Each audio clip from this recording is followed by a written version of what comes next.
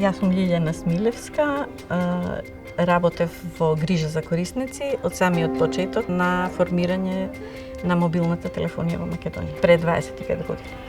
Јас сум Мара Серафимовска, сега пензионер, инаку електроинженер по професија, целиот свој работен век го поминав во полето на телекомуникациите. Јас сум Мине Павловски, директор за телекомуникацијски мрежи и сервисни платформи во Македонски Телеком, со 25 години работно искуство во Македонски Телеком.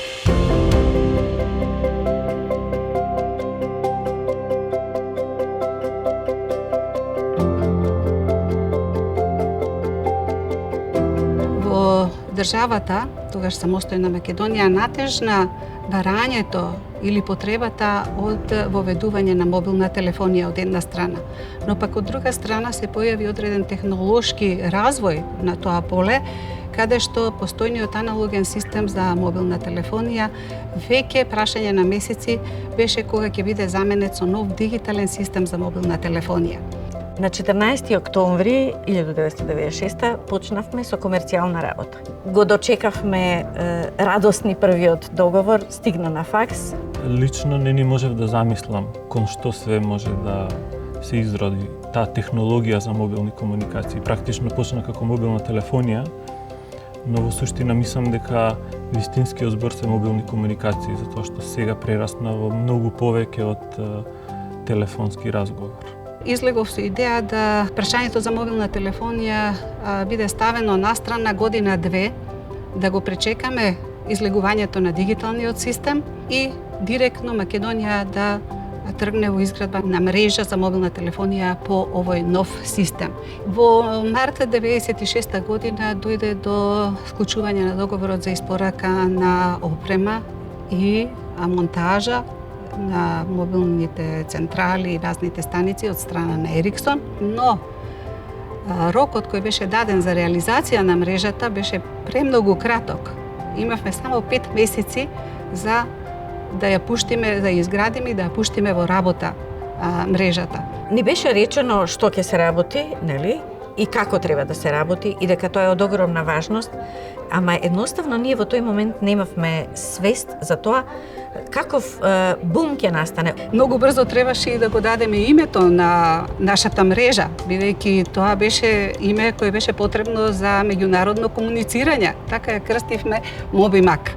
Првите базни станици, како сега се сеќавам, се поставени на 6 август 1996 година. Првото ало, како ние што го велевме, да биде на 8 септември по повод денот на државноста на Република Македонија. Обраќањето беше со зборовите "Добре дојдовте во светот на неограничените можности". Се развиваше фирмата со посветено работење, со многу размислување, со многу слушање на корисниците, кои се нивните барања. Тоа ни беше појдовна точка во се задоволството на корисниците, а ние да бидеме најдобри.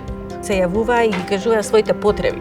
И ние се разбира ги пренесувавме сите нивни барања на тимот кој технички требаше да ги сработи сите новини што требаше да се воведат.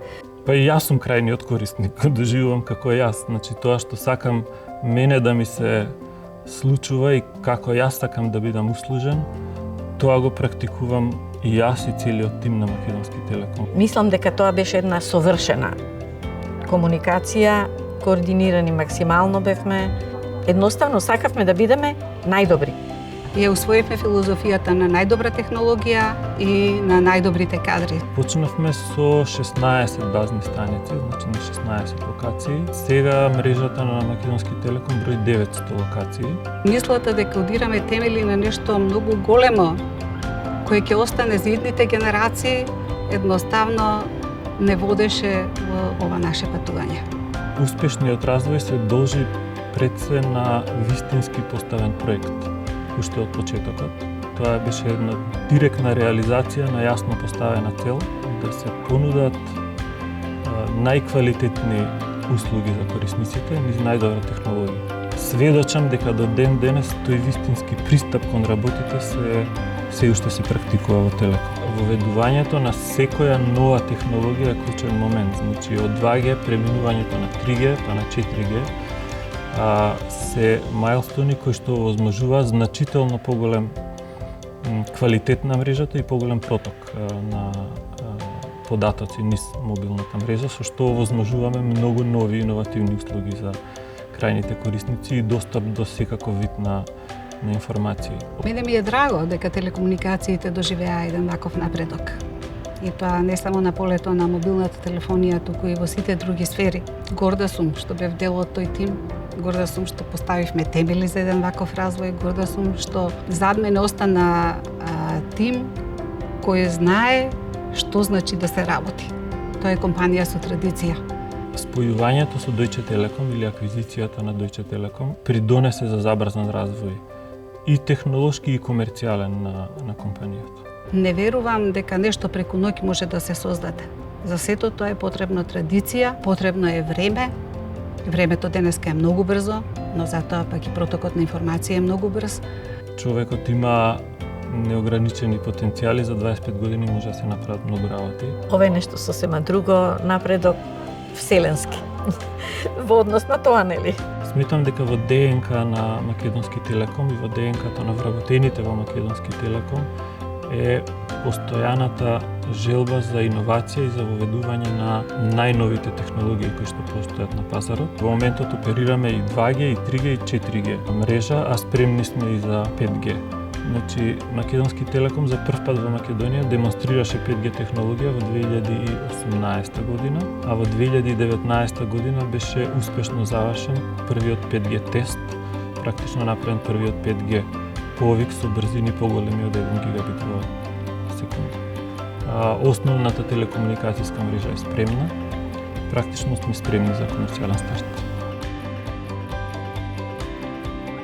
За да се одржи супериорна телекомуникацијска мрежа цели 25 години потребно е тимско работење, многу љубов за професијата и огромна посветеност.